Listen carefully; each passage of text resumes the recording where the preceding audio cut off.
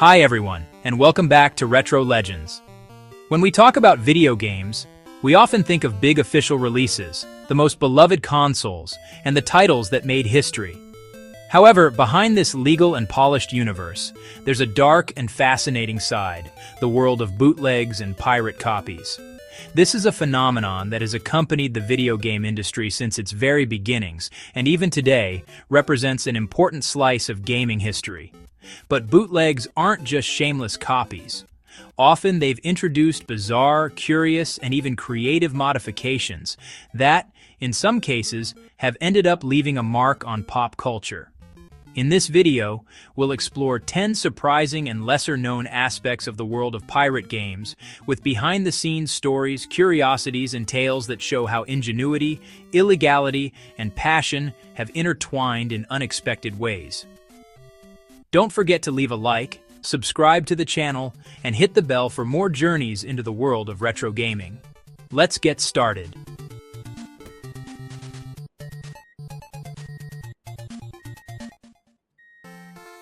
In the 80s, the arcade industry was a true technological Wild West. Successful games quickly attracted the attention of small programmers and unauthorized companies, who saw bootlegs as an opportunity for quick profit without having to invest in creating an original title. Technically, many of these clones were born through the modification of original PCB boards. Bootleggers replaced chips, altered programming, and often redesigned sprites or colors to avoid direct accusations of plagiarism. The result were versions that maintained the structure of the original game, but with small aesthetic tweaks, new names, and sometimes variations in difficulty to make the experience tougher and increase the tokens spent. An iconic example of this phenomenon is Crazy Otto. Born as an unauthorized modification of Pac-Man, it featured redesigned characters and slightly updated gameplay. Its story is fascinating because it shows how thin the line between piracy and innovation was. General Computer Corporation, the author of the modification, was initially accused of infringement by Midway, which distributed Pac-Man in America. However, Midway realized the project's potential and decided to purchase it, officially transforming it into Ms. Pac-Man, one of the greatest successes in arcade history. In other words, an illegal bootleg paradoxically became one of the most celebrated and beloved titles, forever changing the face of the series. This episode was not isolated. There were dozens of clones of Space Invaders, Donkey Kong, and Galaga, some of which circulated only in Asia or emerging markets where the originals were not distributed. For many arcade operators, buying a bootleg meant having a game similar to the original at a much lower price, albeit often with inferior quality and stability. In this way, bootlegs became not only a legal problem for large companies, but also an integral part of the arcade culture of those years.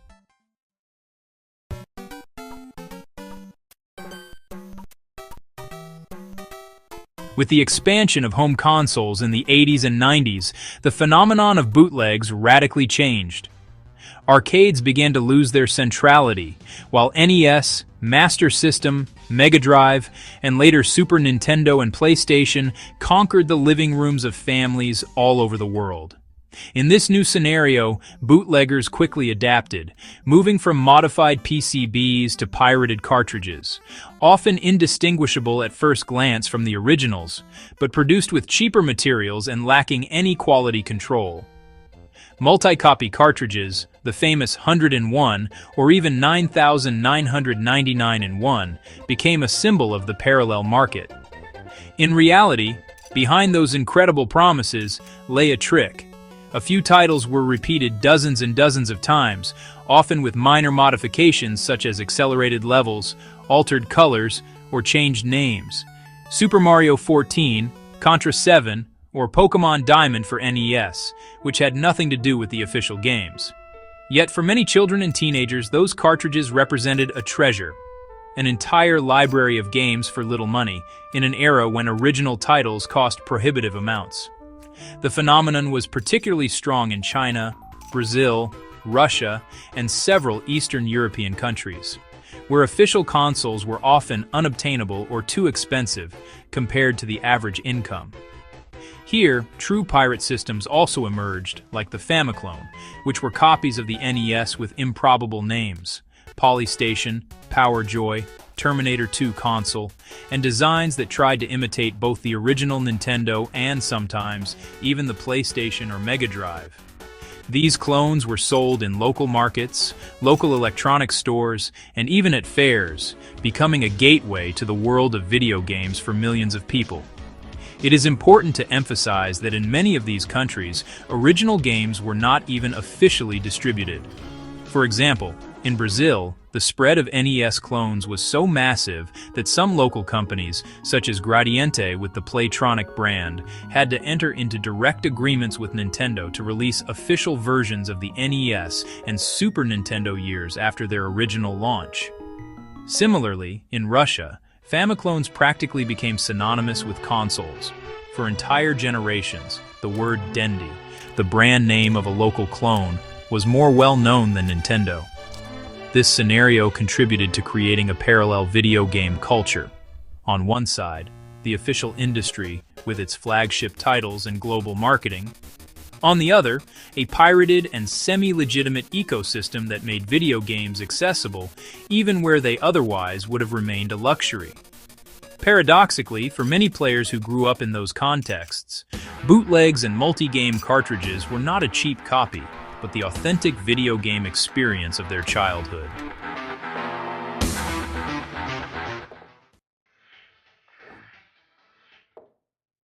Famiclones weren't just simple copies of the NES, they were true cultural phenomena.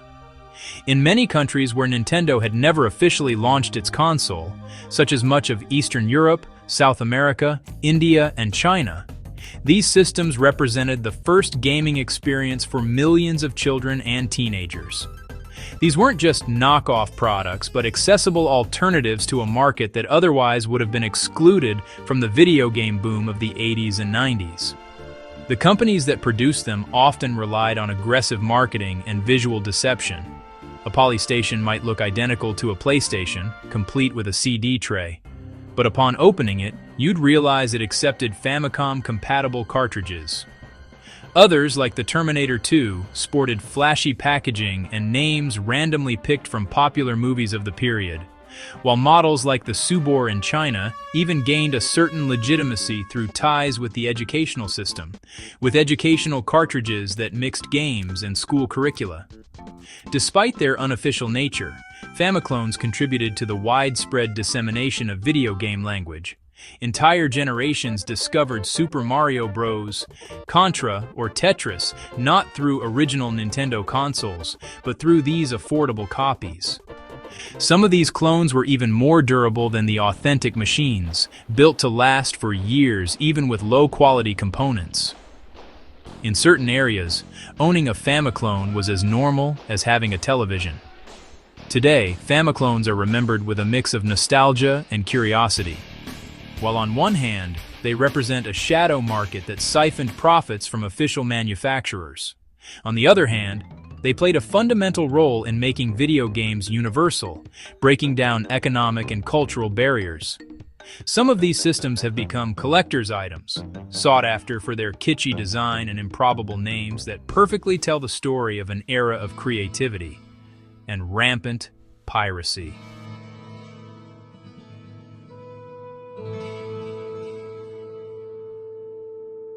One of the most surprising aspects of video game bootlegs is that, despite being unauthorized copies, they often ended up becoming unique and bizarre products, the result of unintentional creativity.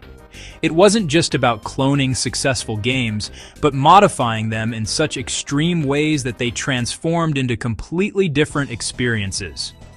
In some pirated versions of Street Fighter II, for example, characters could perform impossible moves. Ryu and Ken were able to launch infinite barrages of Hadokens without limits or jump and float in mid-air, breaking all balance of the original gameplay. For fans, accustomed to the precision and balance of Capcom fighting games, encountering such variants was a disorienting and, in many cases, hilarious experience. But piracy was not limited to modifying existing titles in several cases. Non-existent games were invented outside the official lines. This is how titles like Super Mario 7 for NES were born, a game that had no connection to Nintendo's original saga, but exploited the famous plumber's name to attract unsuspecting buyers. Or the infamous Pokémon Diamond and Pokémon Jade on NES and Game Boy Color, which were actually modified versions of completely different games in the case of Diamond, a conversion of a Japanese title called Keitai Denju Telefang. These products, often sold in markets or unofficial stores, created great confusion among young people convinced they had discovered secret chapters of their favorite sagas. This pirate creativity fueled real urban legends. Many children reported having played mysterious Mario games never published by Nintendo, or versions of Pokémon with unknown creatures, fueling the myth of forbidden or hidden titles. Paradoxically, these bootlegs enriched the collective imagination of video games, creating a parallel culture made of false sequels, impossible crossovers, and out-of-control gameplay. Today, these copies have become cult objects. Collectors and enthusiasts desperately seek pirate cartridges with improbable titles, both for their historical value and for the trashy charm they represent. In a sense, bootlegs demonstrate how, even in illegality and improvisation, video games have generated an alternative creative world capable of surprising and entertaining even decades later.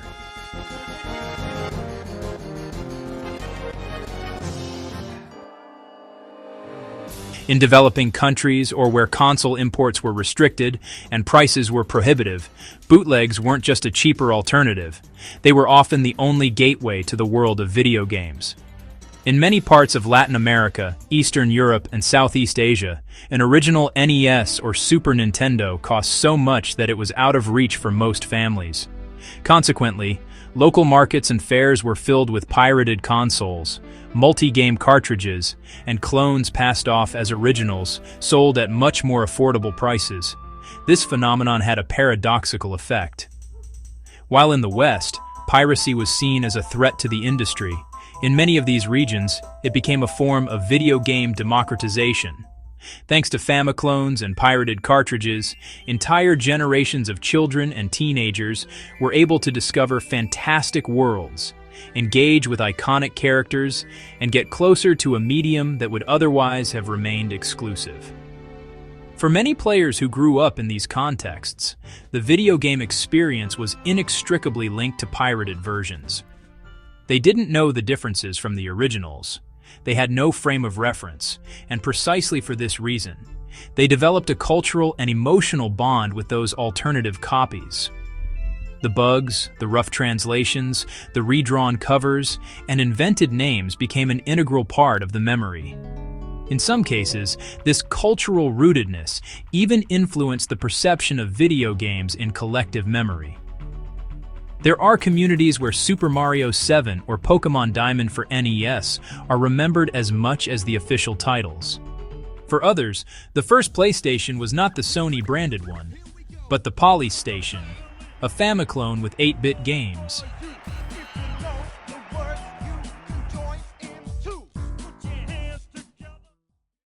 A truly fascinating and often underestimated aspect of pirated copies is that of amateur translations. In markets where English was not a widespread language, games arrived through parallel channels, and to make them more appealing, pirates took the trouble of localizing them. The problem was that these translations were done quickly, without a deep knowledge of the original language, and without professional tools. The result? Dialogues full of grammatical errors, cut sentences, bizarre expressions that often made no logical sense. These versions, albeit unintentionally, gave rise to true immortal memes in video game culture. The most famous example is the infamous "All your base are belong to us," taken from Zero Wing on Mega Drive, a badly translated phrase from Japanese that became one of the first viral internet phrases in the 2000s, a symbol of so-called video game English. And this is just one of the most well-known cases. Many players fondly remember absurd text screens that turned dramatic moments into comedic skits, precisely because they were completely nonsensical. But pirated translations were not limited to being comical errors. In some cases, the texts were intentionally modified to adapt to the culture of the country where the bootlegs were sold. Characters changed names, jokes were rewritten with local references, and even entire sequences were altered to make the story more understandable to the target audience. This phenomenon generated unique and unrepeatable versions of games, often very different from the originals, which today represent true collectors' rarities. Then there's the nostalgic aspect. For many players who experienced video games through these bootlegs, the shoddy translations became an integral part of the experience. Those wrong phrases and incomprehensible texts remained etched in memory more than the official dialogues, precisely because they were so strange as to be memorable. In this sense, unauthorized amateur translations are a perfect example of how piracy has produced a parallel cultural heritage, made up of alternative versions, historical errors, and creative modifications that are now being rediscovered with a mixture of irony and affection.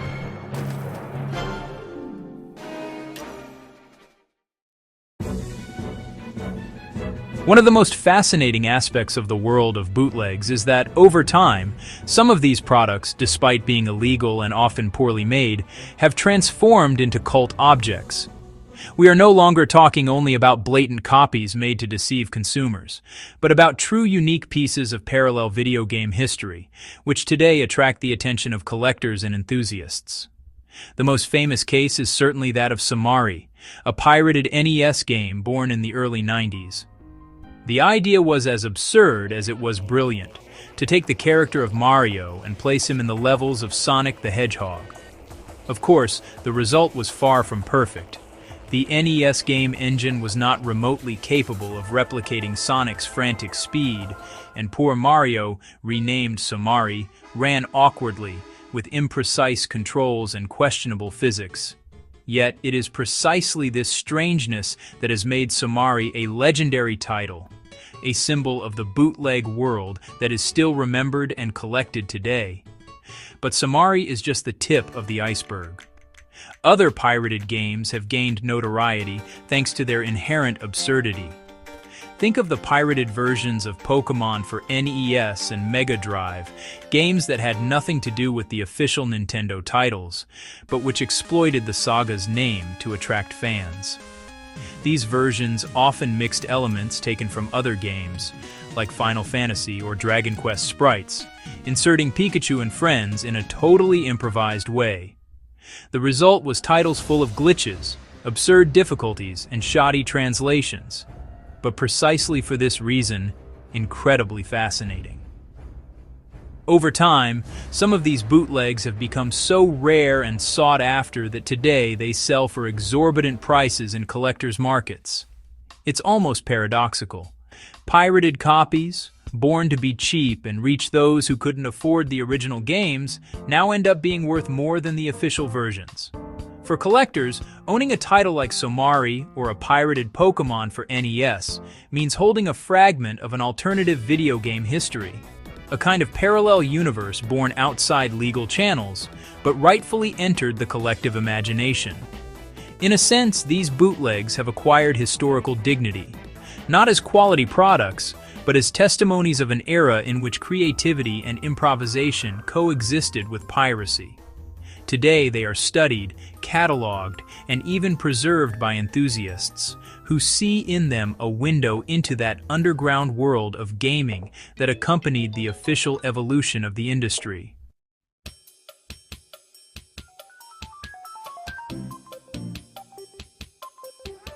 Paradoxically, bootlegs played a fundamental role in the history of video games, especially in emerging markets or in areas where large companies had not yet decided to invest.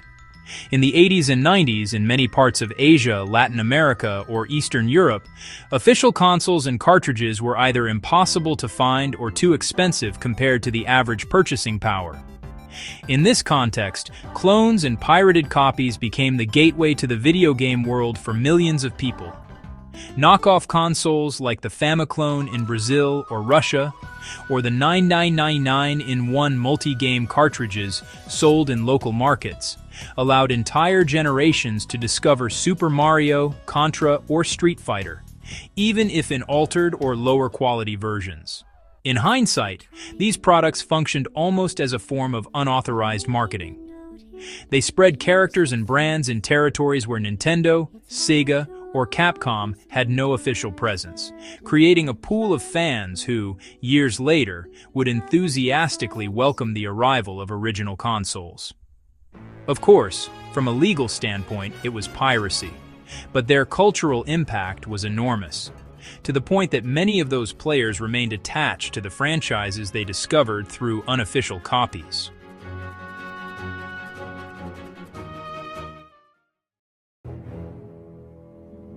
Naturally, bootlegs have always been a huge thorn in the side of video game companies. Nintendo, more than any other, became famous for its uncompromising battle against piracy, initiating lawsuits worldwide and collaborating with local authorities to organize seizures of unauthorized cartridges and consoles. In the 90s, for example, it wasn't uncommon to read about major operations in Asia or Latin America, where entire containers of Famicom or Game Boy clones were confiscated. However, despite the determination, stopping the production of bootlegs was practically impossible. The distribution networks were too widespread, often linked to parallel markets difficult to control, and unofficial producers proved extremely agile in changing names, logos, and even console designs to evade checks. With the advent of the internet, the problem transformed, but by no means disappeared. Today, we no longer speak only of hardware clones, but primarily of ROMs and emulators, which allow entire libraries of retro games to be downloaded in a few seconds. This has made the company's work even more complex. They continue to take legal action to remove content and sites, but without managing to eliminate the phenomenon entirely. It's a kind of endless war. On one side, manufacturers try to protect their intellectual properties, while on the other, the gaming community, often driven more by passion than profit, keeps alive the circulation of games that would otherwise risk being lost.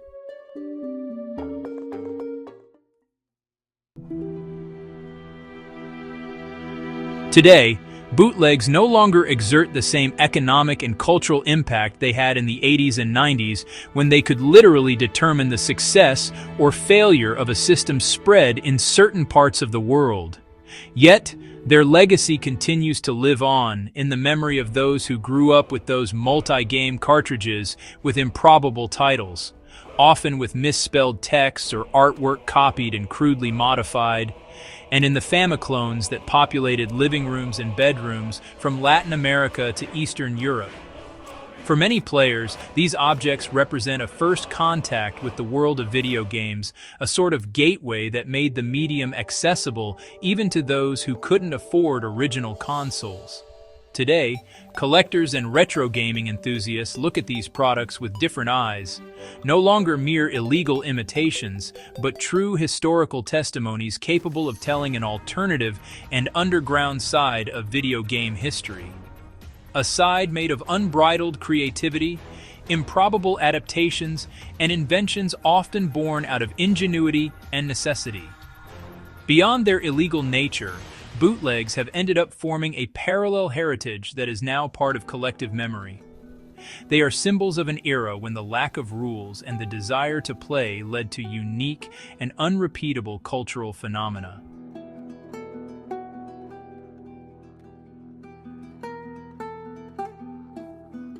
Bootlegs and pirated copies have been the shadow side of the video game industry for decades. Despite the economic and legal damage they caused, it cannot be denied that they helped spread video games, sometimes with improbable inventions, other times with ingenious solutions. Today, they represent a unique and unrepeatable piece of gaming history that is worth remembering and analyzing. Knowing these stories allows us not only to smile at the oddities of the past, but also to understand how complex and fascinating the relationship between creativity, market, and illegality is. And with this, our journey into the past concludes. How many of these curiosities did you already know? Let us know in the comments. Don't forget to leave a like, subscribe to the channel, and activate the bell for more journeys into the world of retro gaming. Thank you for watching Retro Legends, and see you in the next video. Stay retro, stay legends.